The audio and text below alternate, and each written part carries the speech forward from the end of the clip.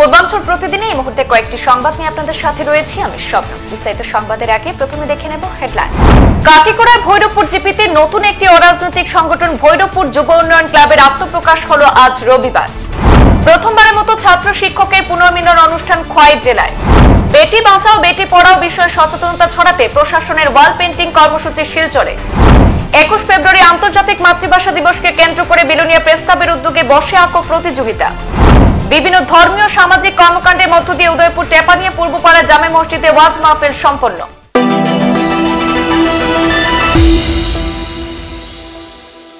কাটিগড়ার ভৈরবপুর গাঁও পঞ্চায়েত এলাকায় নতুন এক অরাজনৈতিক সংগঠন ভৈরবপুর যুব উন্নয়ন ক্লাবের আত্মপ্রকাশ ঘটল আজ রবিবার। শিক্ষা, দক্ষতা ও সমাজে বৃহৎ স্বার্থে গ্রামের 20 জন যুবক একত্রিত হয়ে নতুন এক চিন্তা ভাবনা নিয়ে সংগঠনটি তৈরি করেছেন। আজ রবিবার ফিতা কেটে গাঁও পঞ্চায়েত সভাপতি দীপন রায় এবং সমাজসেবী এনামুল্লাহ সংগঠনের প্রধান কার্যালয়ের শুভ উদ্বোধন করেন। সমাজসেবী নগেন্দ্র দাসের পৌরোহিত্যে কার্যালয়ের উদ্বোধনী সভায় বক্তব্য রাখতে গিয়ে এনামুল্লাহ বলেন, তিনি সর্বদা অরাজনৈতিক সংগঠনের পাশে থাকবেন। যদিও তিনি রাজনৈতিক সংগঠনের সাথে জড়িত, তবে অরাজনৈতিক সংগঠনের কর্মকর্তারা প্রকৃত সমাজকর্মী হতে হবে। প্রয়োজনে তিনি অর্থ দিয়ে সহযোগিতা করতে প্রস্তুত অরাজনৈতিক সংগঠনগুলিকে। এদিন এনামুল্লাহ ভৈরবপুর যুব উন্নয়ন ক্লাবের সদস্যদের নিয়েও মত বিনিময় করেন, পাশাপাশি তাদের সংগঠনের ভবিষ্যতের বিভিন্ন রূপরেখা তৈরি করে দেন। আপনাদের উদ্দেশ্যে বলছি, স্কিল ডেভেলপমেন্টের উদ্দেশ্যে আপনারা এগিয়ে আসুন। আমি কথা দিচ্ছি, আমি কোন রাজনৈতিক দলের সেই কথা বলছি না, আমি কথা দিচ্ছি আমি এক যুবক হিসাবে এই কালাইন অঞ্চলের আপনাদের ক্লাবকে এগিয়ে নিয়ে যেতে শুধুমাত্র 1 বছরের বাড়া কেন, এই এনজিওকে এগিয়ে নিয়ে যেতে প্রয়োজনে আমার যদি 10 লক্ষ টাকা খরচা হয় আপনাদের পাশে। কিন্তু শর্ত হলো আপনারা প্রকৃত এনজিওর কর্মী হতে হবে।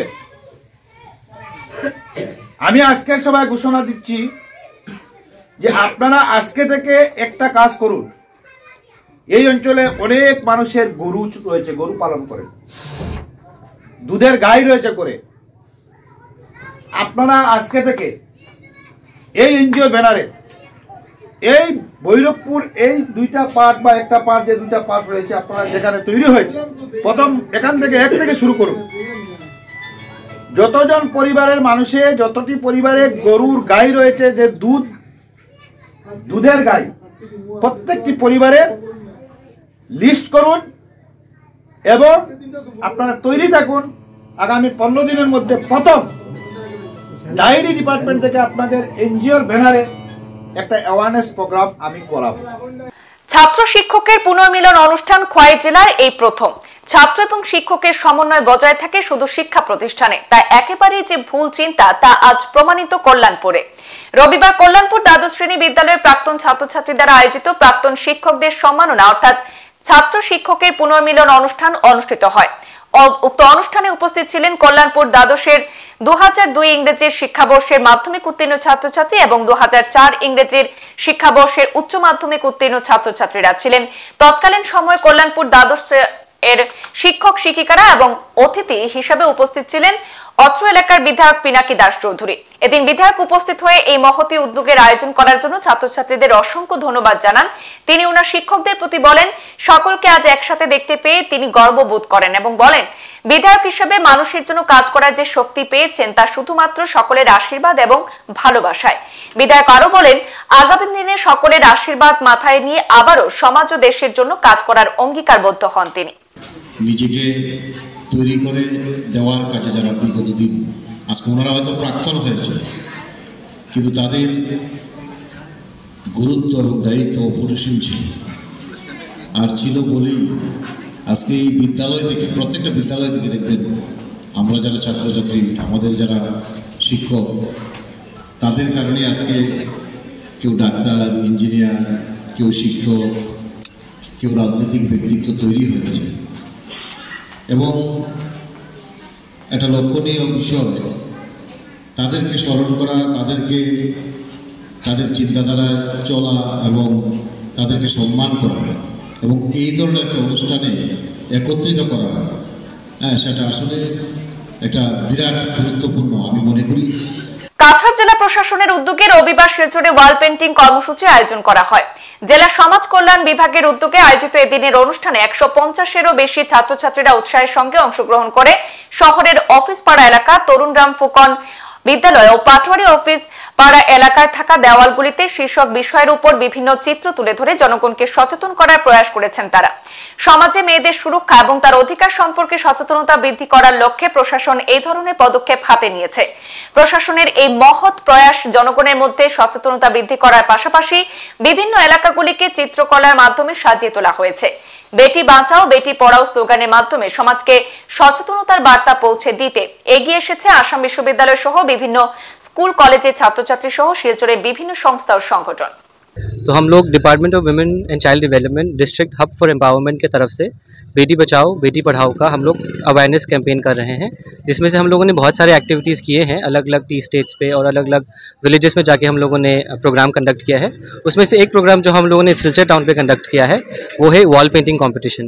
इस पर लगभग हमें आपको बताते हुए ये खुशी हो रही है कि 150 से ज़्यादा बच्चों ने पार्टिसिपेट किए हैं और हम लोग इसको 3 जगह पे हम लोग कंडक्ट किए हैं, डीसी ऑफिस वाले एरिया पे और तरुण राम फुकन स्कूल के आसपास और डीडीए में और पब्लिक PWD रोड के जो बिल्डिंग है इसके एरिया पे हम लोगों ने वॉल्स पेंट किए हैं।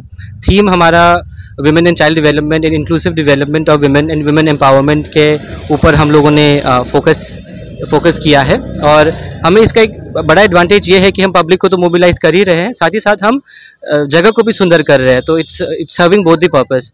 मैं बहुत खुशी हूँ, मैं बहुत आभारी हूँ सिलचर टाउन के पब्लिक से कि आप लोगों ने इतने बड़े तादाद पे आके पार्टिसिपेट किया। हमें ये भी खुशी हो रही है बताते हमें कि क्लास 6 से लेके कॉलेज स्टूडेंट्स तक हम इस इवेंट पे पार्टिसिपेट किए हैं। तो आई होप कि फ्यूचर पे हम लोग ऐसे इवेंट्स पार्टिसिपेट किए। हमारी टीम ने बहुत मेहनत किया है इसको पुल ऑफ करने के लिए and thank you very much. I hope we can conduct similar events coming ahead in the future. Thank you. 21 ফেব্রুয়ারি আন্তর্জাতিক মাতৃভাষা দিবস। এই মাতৃভাষা দিবসকে অমর 21 হিসাবে উদযাপন করবে বিলোনিয়া প্রেস ক্লাব। এই মাতৃভাষা উদযাপনকে সামনে রেখে বিলোনিয়া প্রেস ক্লাব আয়োজন করলো বসে আঁকো প্রতিযোগিতা। বিলোনিয়া প্রেস ক্লাবে আয়োজিত হয় এই বসে আঁকো প্রতিযোগিতা। নার্সারি থেকে দ্বিতীয় শ্রেণী পর্যন্ত যেমন খুশি আঁকো, তৃতীয় শ্রেণী থেকে পঞ্চম শ্রেণী পর্যন্ত প্রাকৃতিক দৃশ্য, ষষ্ঠ শ্রেণী থেকে অষ্টম শ্রেণী পর্যন্ত ভাষা দিবসের উপর থিম দেওয়া হয়। আগামী 21 ফেব্রুয়ারি দিনভর বিভিন্ন কর্মসূচির মধ্য দিয়ে পালিত হবে আন্তর্জাতিক মাতৃভাষা দিবস। বিলোনিয়া আর্য কলোনিস্থিত শচীন দেববর্মন অডিটোরিয়াম হলে সন্ধ্যায় বাংলাদেশ থেকে আগত নাট্যশিল্পীদের দ্বারা পরিবেশিত হবে নাটক।